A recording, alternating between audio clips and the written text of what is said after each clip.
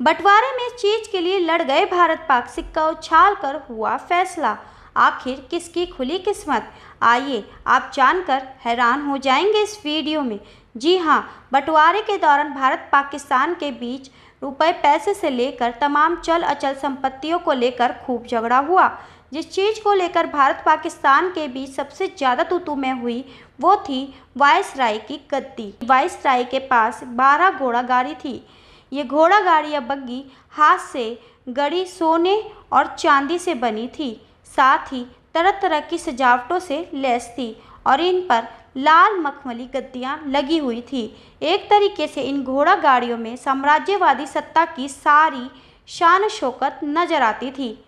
आपको बता दें, भारत के हर वायसराय और हर शाही मेहमान को इन्हीं में से किसी घोड़ा गाड़ी पर बिठाकर राजधानी की सड़कों पर घुमाया जाता था। हुकूमत ने ये घोड़ा गाड़ी औपचारिक मौक़ों पर वायसराय की सवारी के लिए खास तौर पर बनवाई थी। सबसे बड़ी बात यह थी कि इनमें से 6 घोड़ा गाड़ी सोने की और 6 चांदी की बनी थी। ऐसे में 6-6 गाड़ियों के सेट को तोड़ना ठीक नहीं था।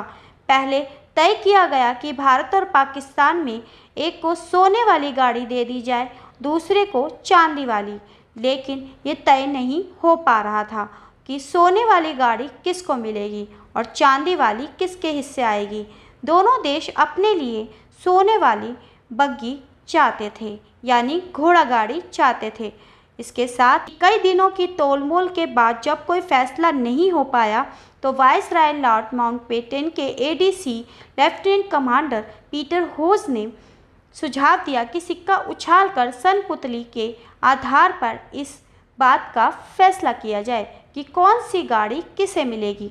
उस वक्त लेफ्टिनेंट कमांडर पीटर होज का सुझाव मान लिया गया।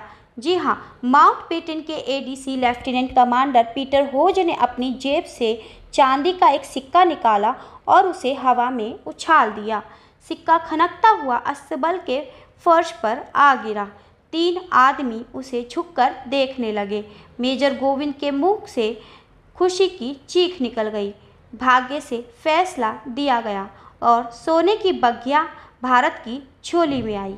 जी हाँ, आज़ाद हिंदुस्तान की सड़कों पर निकली करेगी सोने की घोड़ा गाड़ी।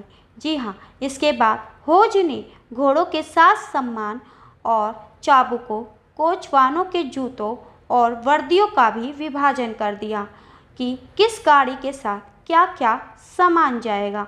आखिर में सामान के उस पूरे ढेर में से एक बिगुल बच गया, जिसकी सहायता से कोचवान अपने घोड़ों को ठीक रास्ते पर रखता था।